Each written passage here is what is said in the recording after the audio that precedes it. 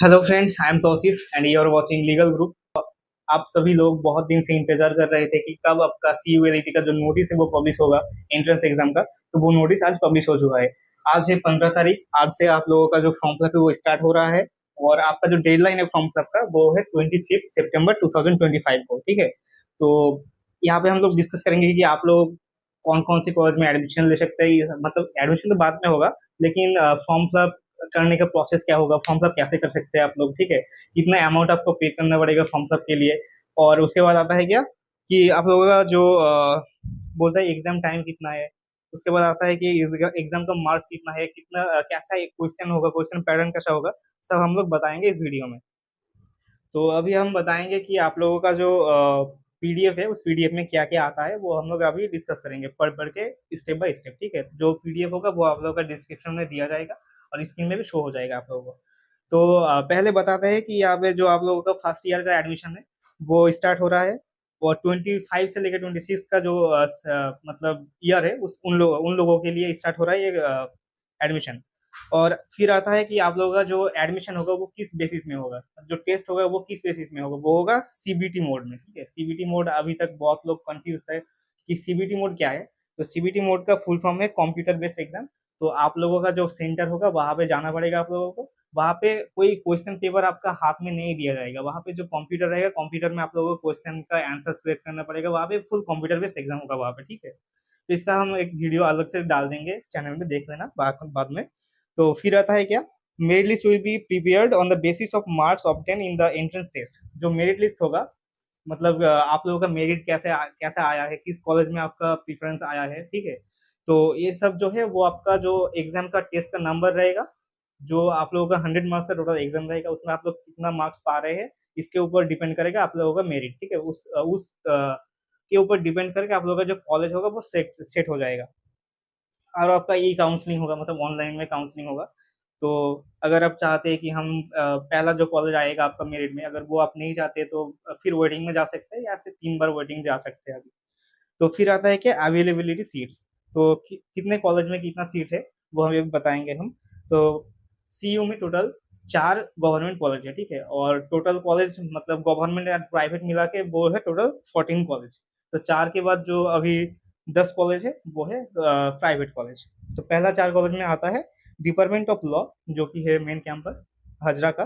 तो वहाँ पे टोटल सीट है 120 सीट, जिसमें जनरल SC ST इंक्लूडेड है।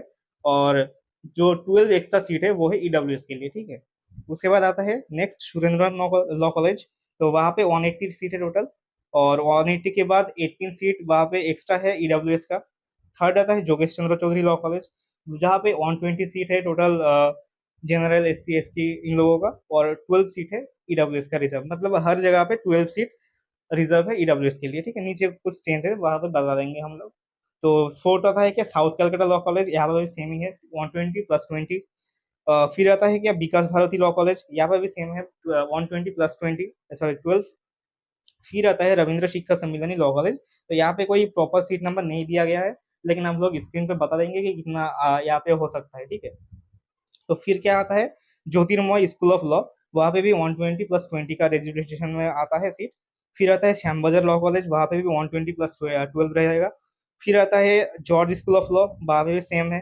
फिर आता है क्या सुरेश्वर दत्त लॉ कॉलेज, यहाँ पे है 180 सीट +18 EWS के लिए। ठीक है।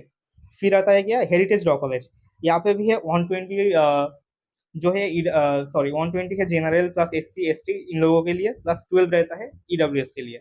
फिर आता है कोलकाता पुलिस लॉ। यहाँ पे क्या होता है कि नंबर जो रहता है ना, यहाँ पे नंबर कैटेगरी ज्यादा लगता है। और यहाँ पे जो पुलिस या फिर आर्म डिफेंस वाले जो लोग रहते हैं उन लोगों का ही फैमिली मेंबर एडमिशन ले सकता है यहाँ पे। तो यहाँ पे सीट कैपेसिटी थोड़ा कम है। यहाँ पे 60 सीट जो जनरल SC ST है उन लोगों के लिए, +6 सीट है EWS के लिए। फिर आता है हमारा कॉलेज LGD लॉ कॉलेज। ठीक है। 13 number college LGD law college. तो यहाँ पे क्या होता है, यहाँ पे 240 सीट है जनरल SC ST के लिए। और 24 सीट अवेलेबल होता है क्या EWS के लिए। फिर क्या आता है, फिर आता है AR लॉ कॉलेज। यहाँ पे कितना आता है 120 आता है जनरल SC ST के लिए, और 12 आता है EWS के लिए। तो इतना तो हुआ आधा, अभी बहुत डिटेल से बाकी। तो एक इम्पोर्टेंट नोटिस है आप सभी लोगों के लिए। तो हमारा जो ऑनलाइन बैच था वहाँ पे अभी भी एडमिशन स्टार्ट है, अभी भी ऑन गोइंग ही है। वो हमारा जो बैच था वो सितंबर को स्टार्ट हुआ था, अभी भी चल रहा है वो बैच।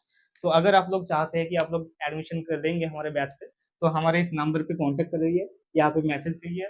यहाँ पे जो 1000 का हमारा जो पेमेंट चार्ज है वो आप लोग पेमेंट करना, उसके बाद उसका जो स्क्रीनशॉट है इस नंबर पे सेंड कर देना, और हमारा जो क्लास है उसमें आप ज्वाइन हो जाएंगे। वहाँ पे आप लोगों को proper mock test, proper notes वगैरह हर कुछ प्रोवाइड किया जाएगा।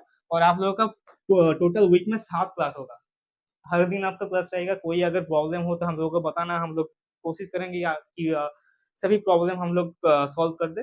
तो हम लोग आपके साथ ही है, तो अगर कोई प्रॉब्लम हो तो हम लोग को बताना। फिर आता है कि एलिजिबिलिटी क्राइटेरिया। तो एंट्रेंस के लिए आप लोगों की एलिजिबिलिटी क्या होना चाहिए। तो पहला आता है कि क्या, पास 10+2। 10+2 का मतलब है 12 एग्जाम, ठीक है। तो pass 10+2 it's equivalent exam from the board recognise the university of Calcutta, there is no age bar, ठीक है। तो यहाँ पे पहला पॉइंट में बताया गया है कि आप लोगों को 10+2 मतलब क्लास 12 का एग्जाम मस्ट पास होना चाहिए। फिर आप लोगों का ग्रेजुएशन भी कंप्लीट अगर हो गया है तो कोई बात नहीं, फिर भी आप लोग अप्लाई कर सकते हैं। यहाँ पे कोई एज लिमिट नहीं है, ठीक है। आप लोग ग्रेजुएशन के बाद भी कर सकते हैं, उसके पहले भी कर सकते हैं, यहाँ पे कोई एज लिमिट नहीं है। फिर आता है क्या, second, mark obtain in the 10+2 level exam from the board recognise the university of Calcutta. तो आप लोगों को यहाँ पे 10+2 में जो मार्क रहेगा, कितना लगेगा, जो ओबीसी वाले हैं, जो SC ST वाले हैं, जो जनरल वाले हैं, वहां पे नीचे यहाँ पे दिया जाए गया है, ठीक है। तो पहला है जनरल वाला, जो जनरल में रहता है, जिन लोगों का कोई OBC SC ST PW certificate नहीं है, उन लोगों को 45% मार्क लेके पास करना पड़ेगा, जो उसका बोर्ड एग्जाम है वो। फिर ही वो एप्लीकेबल होगा फॉर्म फिलअप करने के लिए, ठीक है। तो सेकंड क्या आता है, सेकंड आता है SC ST PWD। तो इनके अंदर जो इन कैटेगरी के अंदर जो भी आदमी रहता है, उन लोगों को 40% मिनिमम मार्क्स रहेगा। अगर 40% से नीचे हुआ तो वो लोग अप्लाई नहीं कर सकते। फिर आता है third, OBC, OBC A, OBC B, और जो आता है EWS वालों, तो उनके लिए मार्क थोड़ा ज्यादा है। तो वो है क्या, 42%। अगर इन लोगों का मार्क 42% या फिर उससे ऊपर हुआ तो ये लोग अप्लाई कर सकते हैं। फिर आता है थर्ड पॉइंट, जो कि है candidate who have passed 10+2 from the board other than WB, CHSE, ISC, CBSE, Ravindra मुक्त विद्यालय and NIOS must be obtained equivalent certificate. तो ये जो ऊपर में जो कुछ मतलब बोर्ड का नाम है, अगर कोई यहाँ से नहीं आता है, किसी और बोर्ड से आता है, तो उन लोगों को एक इक्विवेलेंट सर्टिफिकेट लाना पड़ेगा। और वो सर्टिफिकेट कहाँ पे मतलब दिया जाएगा, वो जो कोलकाता यूनिवर्सिटी का मेन कैंपस है, सॉरी कैंपस नहीं, यूनिवर्सिटी है, जो मेन यूनिवर्सिटी है, तो वहाँ पे आप लोगों को जाना पड़ेगा, जो कि कोलकाता में पार्क स्ट्रीट में रहता है। उसका प्रॉपर एड्रेस यहाँ पे दिया हुआ है, तो आप लोग देख सकते हैं स्क्रीन पे। तो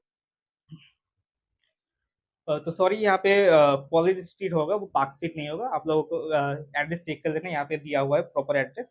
तो पार्क स्ट्रीट नहीं है, वो कॉलेज स्ट्रीट है, ठीक है। तो कॉलेज स्ट्रीट में आप लोगों को जाके वहाँ पे जो यूनिवर्सिटी है, वो यूनिवर्सिटी में जाना पड़ेगा। आप लोगों का जो क्लास 12 का जो मार्कशीट है, मार्कशीट लेके जाइएगा। वहाँ पे जो सर्टिफिकेट है, सर्टिफिकेट भी लेके जाइएगा। एक आप लोगों को एक एप्लीकेशन लिखना पड़ेगा, ठीक है, कि आप लोगों का जो जिस बोर्ड से भी आप लोग पास कर रहे हैं, वहाँ पे जो एग्जाम होता है क्लास 12 का, उसका एग्जाम, और हमारे यहाँ पे जो मतलब बोर्ड के नाम है, इस वहाँ का एग्जाम सेम ही होता है। मतलब ऐसा कुछ लिख के आप लोगों को एक नोटिस ले जाना पड़ेगा, और वहाँ पे वो लोग देखेंगे उसको, फिर वेरीफाई करके आप लोगों को वो सर्टिफिकेट दे देंगे, ठीक है।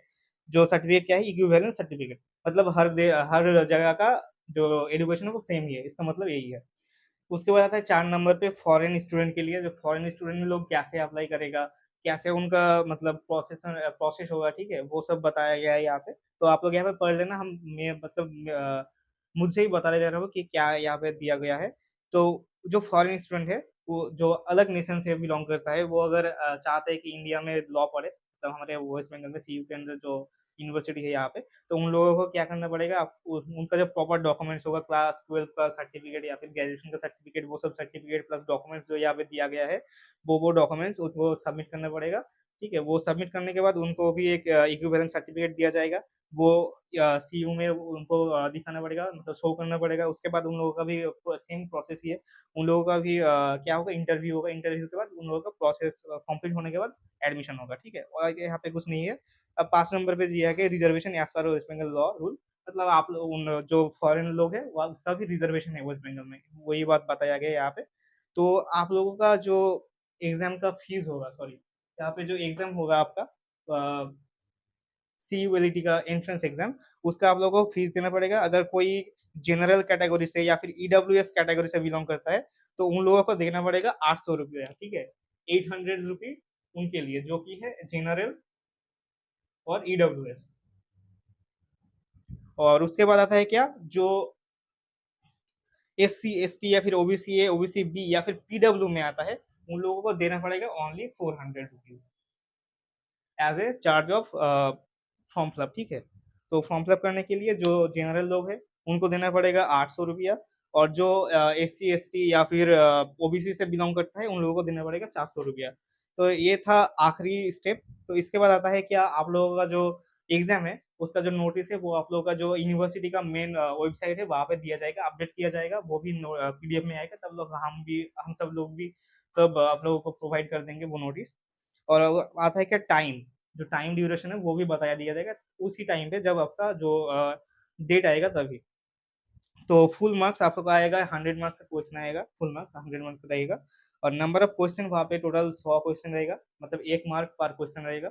और जो क्वेश्चन मॉडर्न रहेगा, मतलब क्वेश्चन पैटर्न रहेगा, वो है आप लोगों का एमसीक्यू क्वेश्चन आएगा, ठीक है, कोई शॉर्ट आंसर या फिर ब्रॉड आंसर नहीं आएगा, सिर्फ एमसीक्यू आएगा। और एक बात कि आप लोगों का कोई जो नेगेटिव मार्किंग के लिए डर रहता है कि किसी का कि अगर हम लोग गलत आंसर कर दे फिर नंबर कट जाएगा, तो ऐसा कुछ नहीं होगा यहाँ पे। यहाँ पे कोई नेगेटिव मार्किंग नहीं रहेगा, ठीक है। तो ये था पूरा डिटेल्स आज के लिए।